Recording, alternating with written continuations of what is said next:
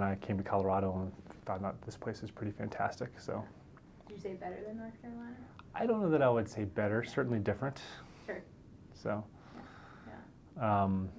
but now I've been out here for 11 years and have no intention of leaving. Yeah. So, Absolutely. Cool. Great place to grow up. That's for absolutely. Sure. Where are you guys? Yeah. Where are you from? I grew up in Colorado Springs. Okay. Yeah. I was born in upstate New York, but I moved to Colorado Springs when I was 6. So.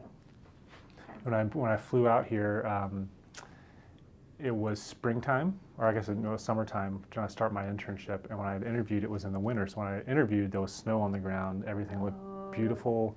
Yeah. And so when I flew out, I flew in and everything was just this brown color. And I'm not used to that from North Carolina because everything's so lush and green. Yeah. And I thought, what have I done? And then you fly and you don't see the mountains immediately. Right, you know, and the mountains are off in the distance. Yeah. But, you know, you grow to appreciate its beauty. Yeah. It's just different. So, Yeah. anything else you need from us? Actually, if we can just have like 30 seconds of silence, that'll be good.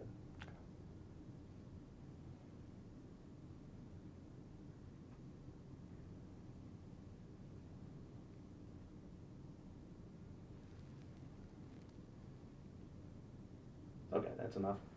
Is it good? Cool. Yeah. All right. Go ahead. Okay. Great. So you want to introduce yourself and? Yeah, my name is Blair Fenimore. I'm assistant professor in medicine at University of Colorado Hospital and specifically in our University of Colorado Crohn's and Colitis Center. Great. Perfect. So first question, what is a patient's condition or quality of life like when they initially come to be in your care? So it kind of depends on different patients. Because we're a tertiary care center, Crohn's and Colitis Center, we see often a lot of complex IBD patients.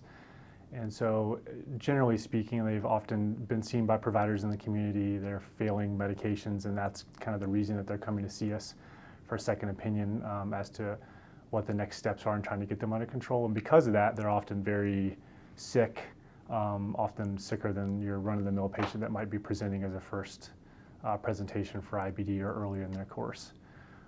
So, you know, often they're coming with lots of diarrhea, blood in their stools, abdominal pain, depending on what disease type they have, ulcerative colitis or Crohn's. They may have complications from that, strictures or fistulas. And so every patient's a little bit different. But I would say on average in our particular group, which is a little bit different than the community, we're seeing a fairly sick patient population. And so how does that initial contact usually go? It's interesting. I think, you know, you really have to try to develop a rapport with patients kind of right off the bat. They're giving you a lot of trust with themselves, you know, and talking about stuff that people don't really generally want to talk about, which is bowel movements, and feeling sick and trying to hide it from friends and family, and then trying to instill in them some trust that you are going to be able to help them get through this and find a better way of life. Through medication or surgery or whatever the treatment may be. So I think the initial interaction is really important in trying to kind of prove to them that there's reason for them to trust you. And I think we pride ourselves on being a fairly cutting edge center. You know, this is what I do day in and day out. I see IBD patients. I review the literature. We have conferences, multidisciplinary conferences once a week with surgeons and our other IBD physicians and dietitians. So we're talking about all these things all the time. We're going to conferences.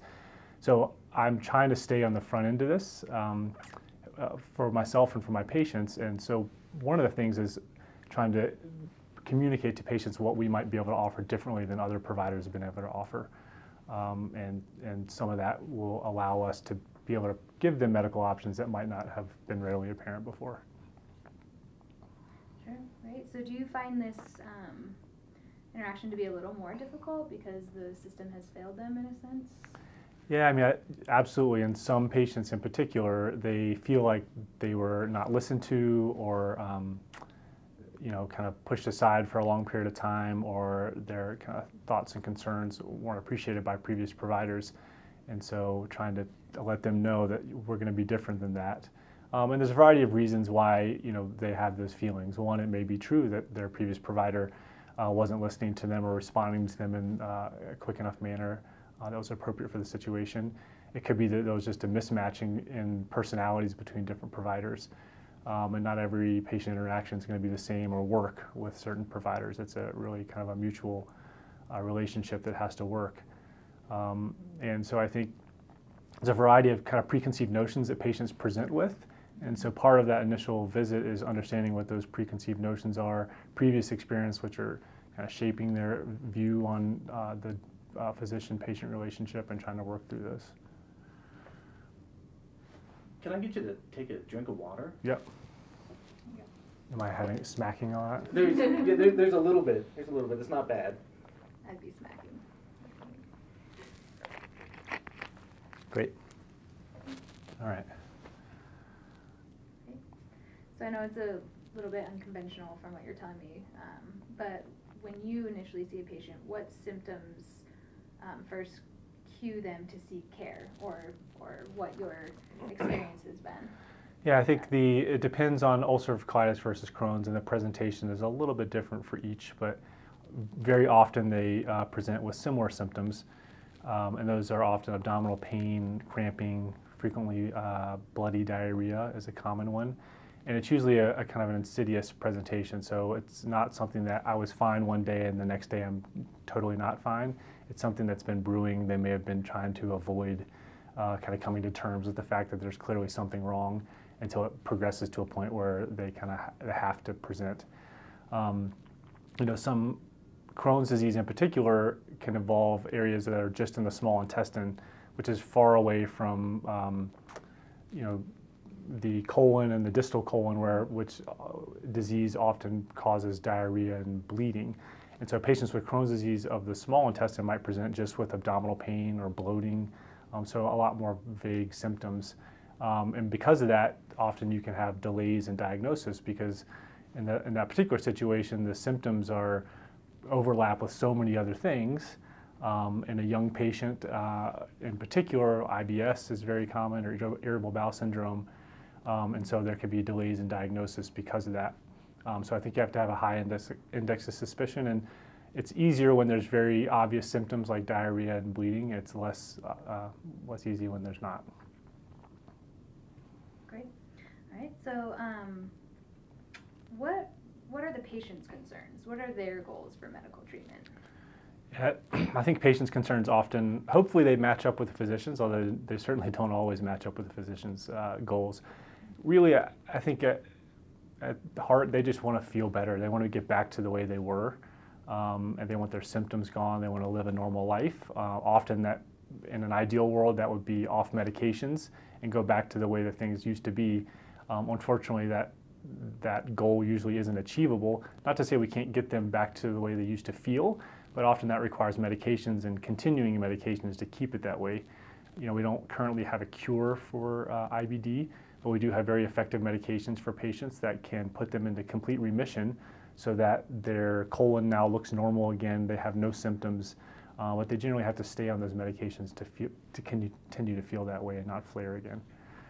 So I think that for patients in particular, it really is more of a symptom and lifestyle-based goal. And then, you know, that's the same goal that we have as well. I think there's some additional goals that we have to try to convince patients to go along with us on it sometimes. Great. So can you actually, my next question is how these differ from your concerns as a practitioner. So can you elaborate a bit on the differences? Yeah, I mean, I think the idea in IBD is to get symptoms under control and to achieve what we call mucosal healing. So mucosal healing is the inflammation in the intestine is now resolved. In an ideal world, there's not even any microscopic evidence of inflammation on biopsy. And generally speaking, if we're able to achieve that goal, symptoms go along with it. But importantly, you can have symptoms improvement and symptoms resolution and still have active inflammation when we look with a colonoscopy. And so that would not be mucosal healing, but they would have, you know, the patient has at that point achieved generally speaking, their goal of symptom resolution. And so that's where our goals differ to some degree. You know, I want to try to get to that mucosal healing piece, and the reason that I want to do that is because we know that active inflammation drives things like long-term cancer risk. We know that it drives things like fistulas and stricture formation. We know that it increases your risk for flares or increased symptoms in the future. And so that's kind of often where our goals differ a little bit in trying to get that extra step to the mucosal healing piece. Great.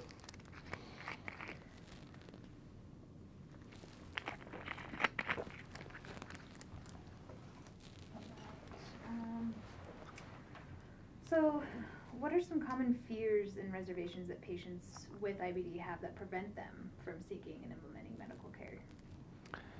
I think it's similar with often a lot of medical conditions. It's fear of the unknown.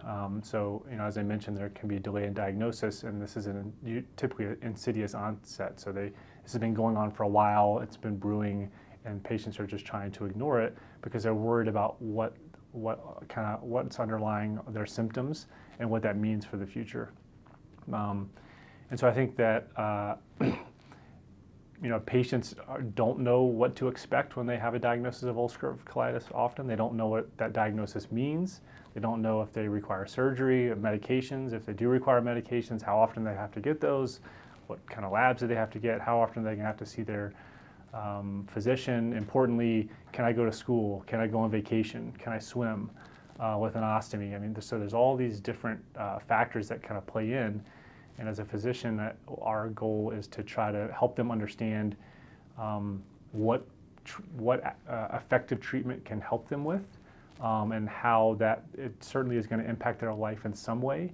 It probably is not going to impact their life in the way that they might think, or certainly to the extent that they might think.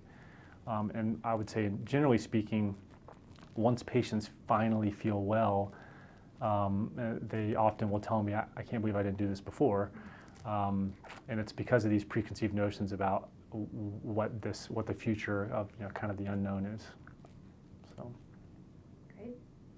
And you touched on this a bit before. So once they do seek treatment, what are the barriers for screening and reaching a diagnosis? So is there a common protocol or standard that physicians have been using? Yeah, so I think generally these patients are going to be presenting to their primary care physicians or the emergency room, depending on how severe their symptoms are. And so you have to have a high enough index of suspicion based on their symptoms to start looking for things like inflammatory bowel disease. Generally speaking, that diagnosis is made based on colonoscopy or upper endoscopy and biopsies, as well as some imaging studies like specific CAT scans or small bowel imaging or those types of things. There are some labs that can be helpful, both in the stool and the blood that we can get, but those are all very specific labs and tests that you have to be getting with the express purpose of trying to rule out inflammatory bowel disease. It's not something you're necessarily just going to get with your run-of-the-mill labs by a PCP or emergency room physician. And as I mentioned, some of these symptoms overlap a lot with other common conditions in our patients that we see that are not IBD and don't require these other specialized testing.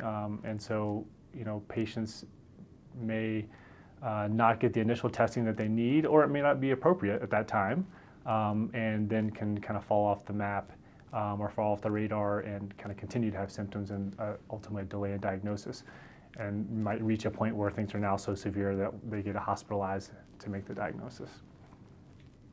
I can imagine it'd be hard to convince somebody to go get screened and have a colonoscopy. Exactly. You're taking, often IBD is affecting young patients, so they're busy with school or busy with a new job, and trying to convince them that they need to do a bowel prep and take a day off of work to come get a colonoscopy is not something that's typically easily done. So what are some common comorbidities that you see with IBD? Often it's associated with the active bowel disease they have. So there are certainly what we call extraintestinal manifestations of disease. So these are manifestations of inflammatory bowel disease that can happen outside of the gut. They can affect the eye, they can affect the joints, they can affect the liver, they can have rashes and things on the skin. So there's a variety of things that can go along with their inflammatory bowel disease. There are additional things like clotting risk. So active IBD increases your risk of blood clots in the legs and can increase your risk of pulmonary embolus. There's some nutritional deficiencies that we see because of malabsorption. And so there's a lot of different things that we kind of have to watch for. I think one of the big ones that we worry about, I don't know that it's terribly common, but certainly something we are concerned about, is the increased risk of colon cancer in our IBD patients. And so that's one of the things that drives, particularly later in disease, drives a lot of the procedures and things that we do for these patients. So even if they're doing very well from an IBD standpoint and they've reached that mucosal healing that we talked about and their symptoms have been well controlled, they remain at this higher risk for colon cancer, and so they have to get regular screening colonoscopies more often than the general population to look for those. Can I have you fix your time? Yep.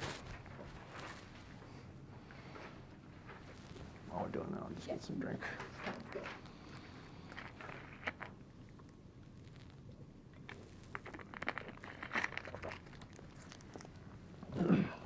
All right. Is it true, research suggests that there's also, that when you're diagnosed with one autoimmune disorder, you actually have a higher risk for other autoimmune disorders as well? Yeah, they do.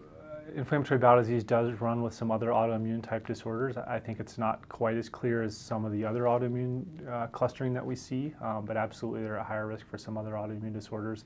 I think one of the in particular ones is liver disease called primary sclerosing cholangitis. And there's a unique association between that liver disease and IBD. Most IBD patients don't have the liver disease, but about 70 or 80% of patients who have the liver disease also have IBD along with it. So there's some kind of unique connection between those two, and there's some other ones as well. We generally don't we don't do a screening test for other autoimmune disorders when we're meeting our IBD patients and working them up. But certainly if they have other complaints that aren't matching up with their IBD symptoms, then we'll start looking into those as well. Okay. So how do you personally persuade a patient to utilize treatment? And I know this can look different between patients, but especially when they can be invasive or difficult physically, psychologically, such as surgery, colonoscopy bag, things like that. So I'll start there. Yeah. I think it's as you mentioned, it's individualized to each different patient and their specific problem. I think a lot of it comes down to this. I guess I'll start with the medication side of it, which is the one I'm more commonly talking to patients about, and we certainly do talk to patients about surgery, but medications are the kind of first line therapy. And it comes down to this risk-benefit ratio. So I think all of the medications, or most of the medications that we now use, do have some risk associated with them, and those risks include increased risk of infection, certain malignancies. They require lab monitoring on a frequent basis, and so it's trying to convince the patient that those risks are worth the benefit. And generally speaking, when patients are sick enough, the benefits of these medications far outweigh the small risks that go along with them, but everybody has to be on the same page and understand that there are risks there. So that's one of the more common conversations we have, and each different medication has each individual risk associated with it, so it's trying to help them navigate through that and help them pick what's going to be the right medication for them in particular. And then as far as surgery goes, we often see patients, particularly at our center, because they're generally a more refractory patient population who need surgery, and so it's trying to help them understand what surgery is going to look like, how long it's going to take them to recover, and if they're left with an ostomy, what that means for their kind of life moving forward. We do that in concert with our surgeons, and so they'll often have a consult, certainly with the surgeons, and we try to present a united front so that they're hearing the same thing from multiple providers, and they can get a better understanding of what a surgery is going to mean for them. I think ostomy is one of the bigger ones that we run into, because clearly we're talking about young patients who are now going to be left with a bag. And again, I think patients are really hesitant to move forward with surgery, and almost invariably, once they've finally decided to have the surgery, they generally feel so much better that the ostomy is just a non-issue. And it really doesn't seem to impact, for most people, their quality of life moving forward. In fact, they gain quality of life because they feel so much better now that their IBD is controlled. So your sense is that they're more my next question would be, they've gone through this line of trial and error, basically, starting with medications and going through. So do you find that they are more hesitant once it gets to surgical options than being kind of at their wit's end and saying, okay, just do anything you can? Yeah, it's really individualized for patients. Some patients just are ready. By the time they reach us, they're just ready for the surgery. I mean, they've been through so much, they have felt so poorly for so long, that if I tell them I think surgery, for instance, you have a stricture in your small intestine that's causing a blockage, that's really the thing that's driving these symptoms, and no additional medications is going to fix this. Really, the fix is surgery. And so for that particular patient, they may say, oh, I'm fine, take me to surgery, get it dealt with. One of the more common ones we see where we're really struggling with surgery versus medical therapy is our refractory ulcerative colitis patients. So one of the interesting pieces about ulcerative colitis is that if you undergo surgery to remove the entire colon, it's generally speaking a cure for the disease. Ulcerative colitis does not affect the small intestine. There are complications that can certainly happen after surgery, but generally speaking, it's a cure. So in our patients who failed multiple medications, often doing a colectomy to remove the colon is an ideal option for those patients. And there's some patients who just really are determined to keep their colon, even though it might not be the right decision.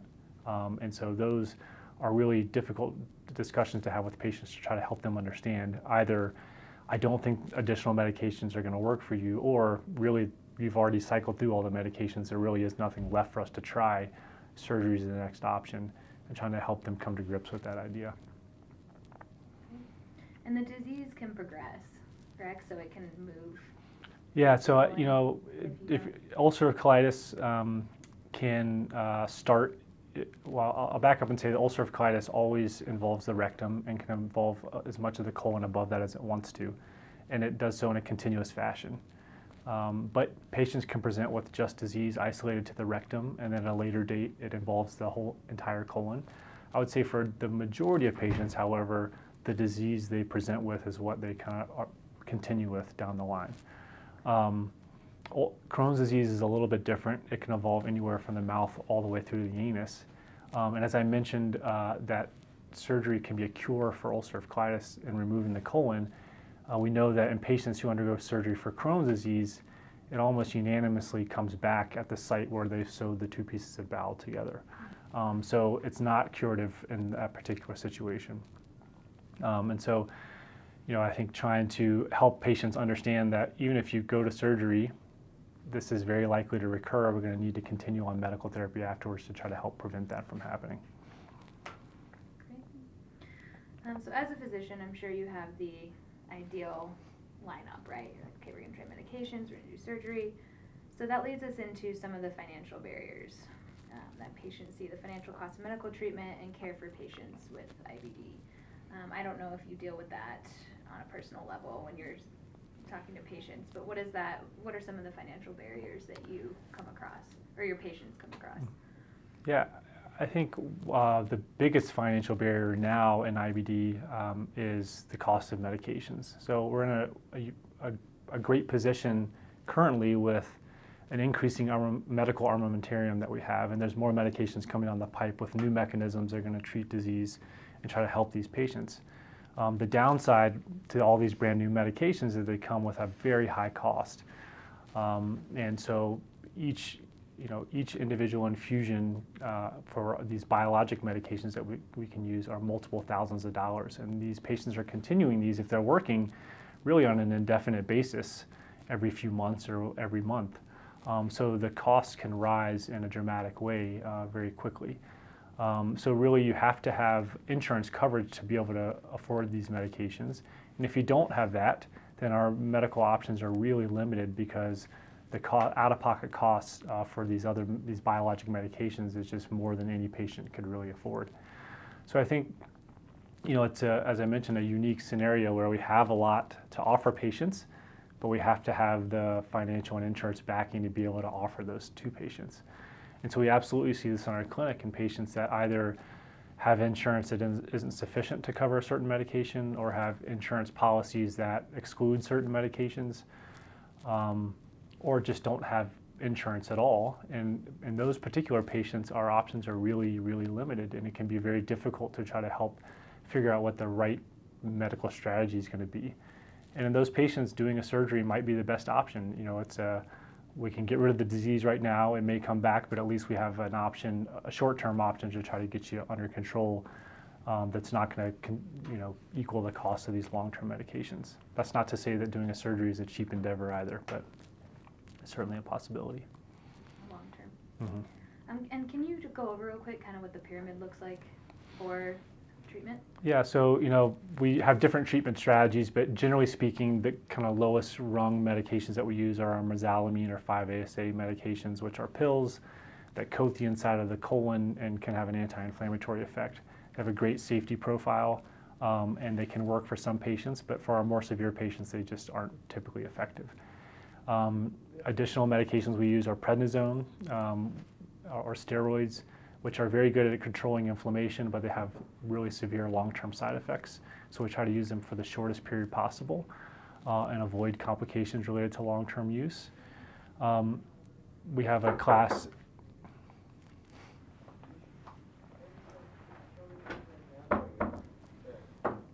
I'll talk to you later. I'll come back. Yeah. Sorry about that. Can we just edit it? Yeah. Oh yeah. Oh, yeah. No, all of this is going to be. Yeah. But so I can just start with whatever the next medication I was going to Yes. start with. Mhm. Was there something else you were going to say to me? No, that's Okay. perfect. That's Okay.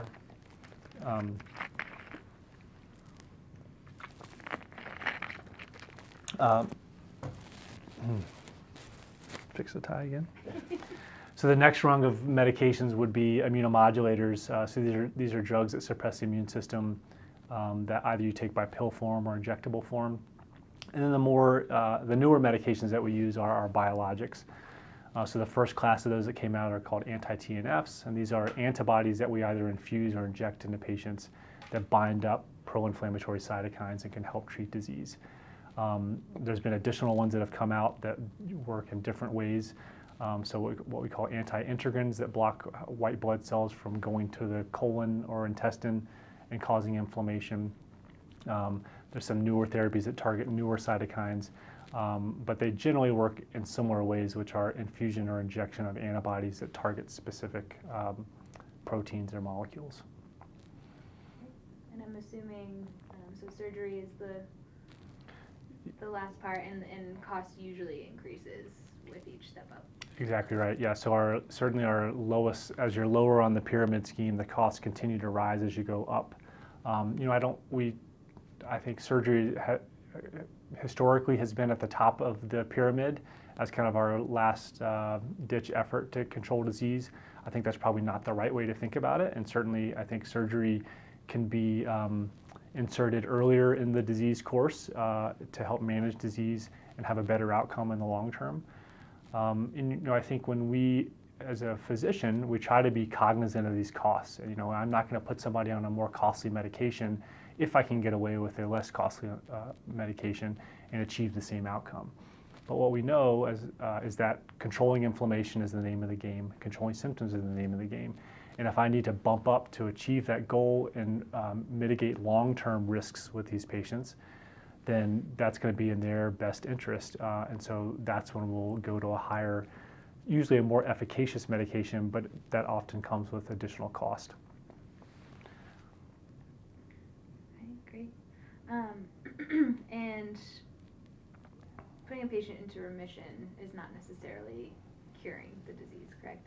Yeah, unfortunately, we don't have a cure for IBD, and we don't even know why patients get inflammatory bowel disease right now. I would love to be able to give a pill like antibiotics for an infection that you take for a short period of time. You get things under control, you remove the medication, and things are gone forever. Unfortunately, that's not the way IBD works. And so we can put patients in remission. We can get them feeling well, but they generally need to stay on these medications to continue feeling well in the future. And there's a high risk of flaring at some point down the line if they were to stop all medications. I think it's trying to help patients understand that and trying to help them achieve a long-term quality of life, knowing that they're going to have to typically stay on a potentially costly medication. I think getting back to cost, there's been a lot of recent literature looking at if we can hit patients hard with medications up front, get their disease under control, we know they're going to have to continue on medications long term, but maybe they don't need to continue on the same medications long term. So is there ability to dose reduce or decrease how much medication we're giving them, both to decrease their associated risks with the medications, but also to decrease the cost associated with that in the long term. Great. Okay. 3 more questions. And then anything you want to add? Are we good on time? Yeah. Okay. Yep. All right. So AARDA reported that on average, a patient spends more than 4 years seeking an effective diagnosis. In addition to the cost of treatment and care, what else do you think affects patients' access to care and timely diagnosis? I think probably the biggest issue with delays in diagnosis is identifying the patient that has symptoms that are consistent with IBD and directing them towards the adequate evaluation earlier in the disease as opposed to later. That falls really mostly on primary care physicians because that's the front line of providers that are seeing these patients. So I think it's one, educating them on the things that would be red flag symptoms for us as GI providers that would say, all right, this is the person you need to refer early. This is somebody you might be able to sit on a little bit longer. And trying to get those patients with the red flag symptoms to an effective diagnosis earlier in their disease course. There's been some early literature looking at this and some ongoing studies trying to essentially set up care pathways for primary care providers that has an algorithm that helps them with this identification early in the process.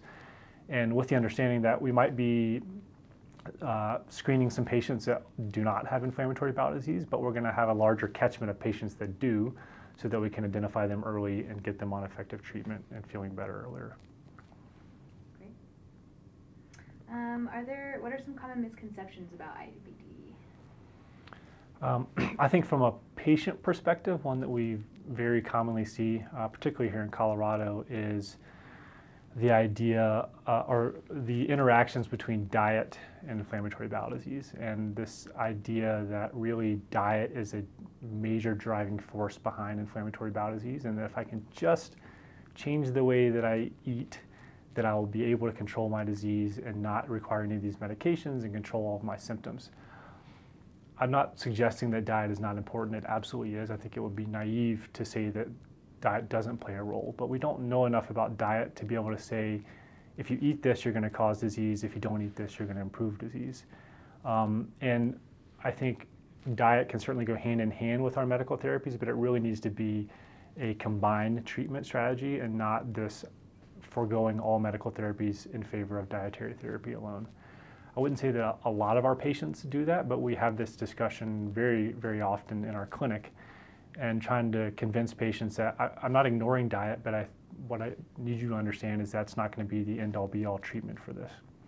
To go along with that, there's a lot of kind of press in the lay literature talking about anti-inflammatory diets, antioxidants, and all these other things, which are purported to heal disease and fight inflammation without any really great scientific evidence to support that. And so patients come in kind of latching on to these ideas because they don't want to take medications. And that's where this relationship with the patient comes back, is trying to help them understand what can be helpful with diet, what clearly is not helpful, and help them understand that, look, I have read about this. I'm not coming from a place of ignorance, and try to help them move through understanding what the next steps are. Great.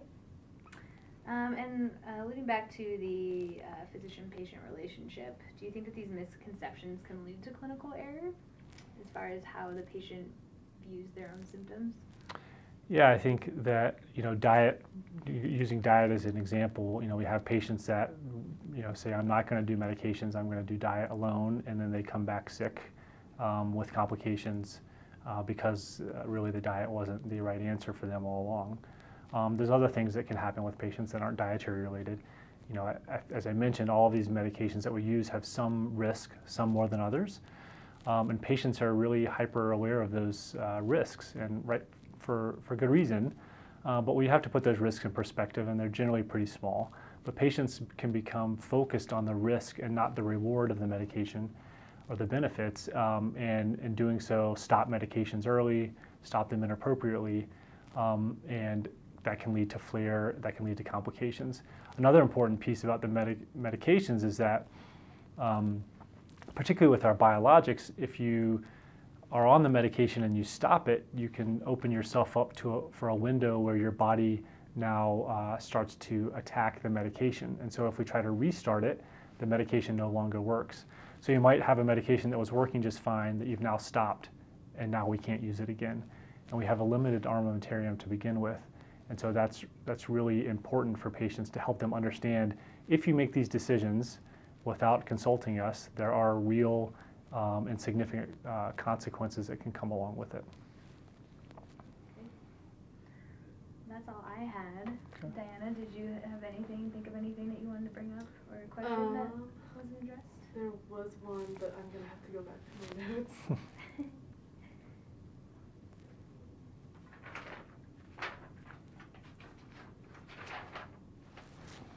So you mentioned that in ulcerative colitis, there were patients who require or are in need to remove the colon. What are their quality of life afterwards, after treatment? That's After it. removing Yeah, after removing the colon. That's a When, Yep. when you're answering, yeah, Yep. answer to her. That's a great question. I think trying to convince patients to undergo a colectomy and understanding what the quality of life is going to look like after that is something that we really spend a lot of time on before we send them to surgery. It depends on what type of surgery they have. So the most common type of surgery that we see is where the colon is removed. You make essentially a new rectum out of the small intestine, which you then sew to the anus, and that's called a J-pouch. And that allows them to avoid a long-term ostomy, which is a plus for patients, and allows them to maintain continuity of bowel. The downsides to a pouch are that you can develop inflammation of the pouch called pouchitis, which can require increased symptoms of diarrhea and require medications to treat. And even at baseline, a pouch does not function in the same way that a rectum does, even though we've tried to kind of recapitulate that. And so patients can be expected to go 6 to 8 times a day at baseline, even with a normal, healthy, functioning pouch. And so it's helping patients understand that even at your best, you're probably still going to be going to the bathroom very frequently. Now that's an easy sell for somebody who is now having 10 to 15 bloody bowel movements a day with abdominal pain. They would be happy to take 6 to 8 bowel movements a day, no problem. It's a harder sell in somebody who's otherwise feeling well, and a prime example of that would be a patient whose colitis is doing well, who's now developed a cancer of the colon. When patients develop cancer of the colon and ulcerative colitis, we generally do not just remove that particular segment of colon, we remove the entire colon, because the remainder of the colon remains at risk. But those patients might be having 1 to 2 formed normal bowel movements a day, and you're not going to give them 6 to 8 loose bowel movements a day with a pouch. So I think it's really, it's important that they understand what those potential complications are. There are certainly other complications that can occur, but those are the most common ones, and have patients understand that going in. Great. Any other questions? I think we're set. All right. That was great. Great. Hopefully that was helpful and I answered them. That was super helpful.